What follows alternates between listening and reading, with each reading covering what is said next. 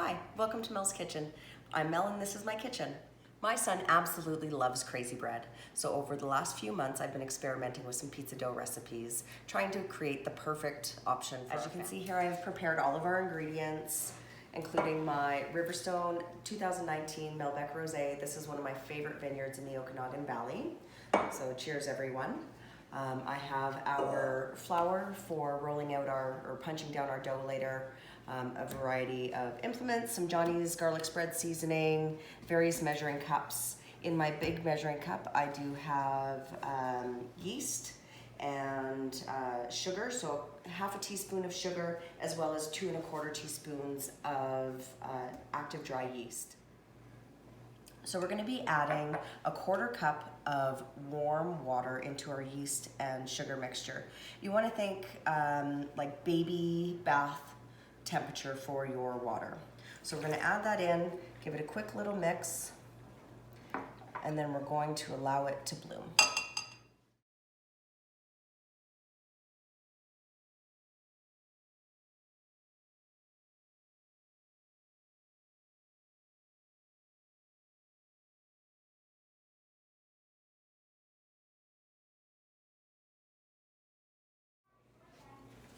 While your yeast is blooming, you're going to want to take your dry ingredients, so 3 cups of flour, oops, and 1 teaspoon of salt, and 3 tablespoons of sugar, less 1/2 of a teaspoon that we added into the yeast. So this is ready to go. Once our yeast is bloomed, we'll add the yeast as well as a little bit of oil and some more water.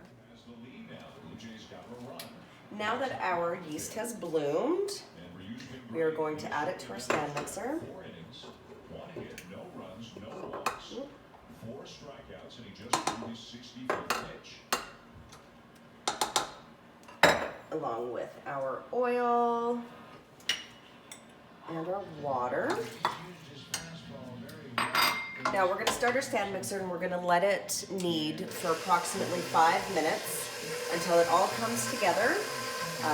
It should be sticky, but you should be able to pull a ball of dough off and be able to roll it without it sticking to your hands.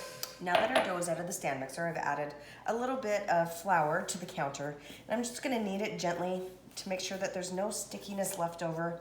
It's feeling really good. It's not sticking to my hands at all. So we're going to form it into a quick little ball. We're going to take some cooking spray. We're going to spray the inside of that's a mega bowl, Tupperware bowl. We're going to plop this inside. We're going to cover it with a towel and place it somewhere warm to proof for 1 hour. By the time that hour is done, your dough should have risen by double. So while our dough was proofing, I prepped my baking sheet. What I like to do is put a little spray of cooking spray underneath on the pan. That way your parchment sticks down. Our dough has doubled in size. So what we're going to do is we're carefully going to put that out onto our pan. And then we're just gently going to spread it out, trying to keep the thickness even. And you want to kind of resemble a rectangle. Now it doesn't have to be perfect. Some of your crazy bread is going to be thicker than others. We've got our dough all laid out, so now we're just going to use a pizza cutter and we're going to roll it out into strips.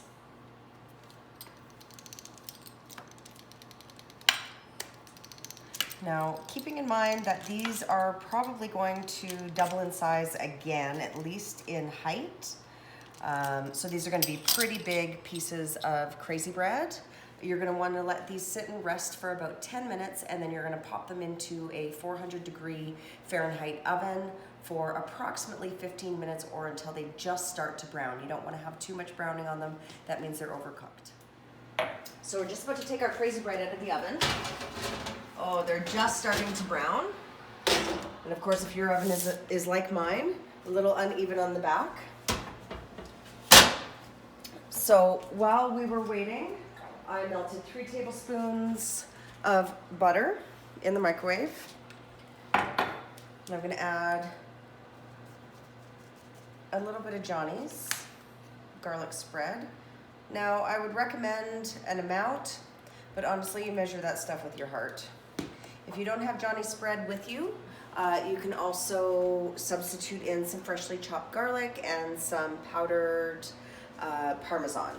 So we're just gonna liberally brush this all over.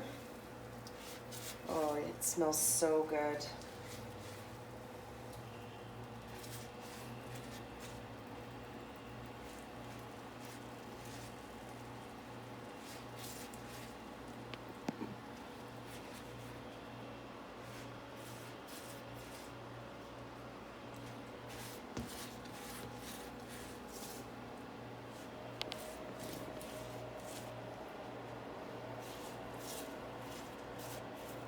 Don't worry about oversaturation.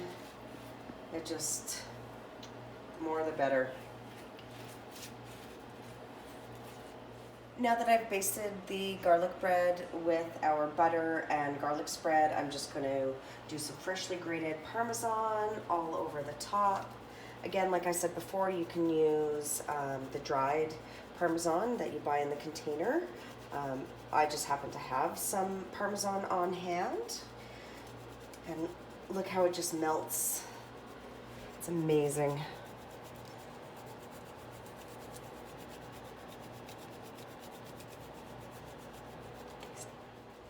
So the crazy bread is fresh out of the oven. I've cut it into a couple pieces. My son Brody and his friend Isaiah, we're all gonna try it at the same time. Ready, boys? Yeah. Okay. Nice and fluffy. It's soft on the inside. So good. It's yummy. The fluffers and the stuff on top. The garlic topping. Yeah, it's just the best. Is it the best? Wonderful. So that's it for Crazy Bread. I hope you've had fun watching my video. If you'd like to see more, please subscribe and hit bell for notifications. That's it for tonight.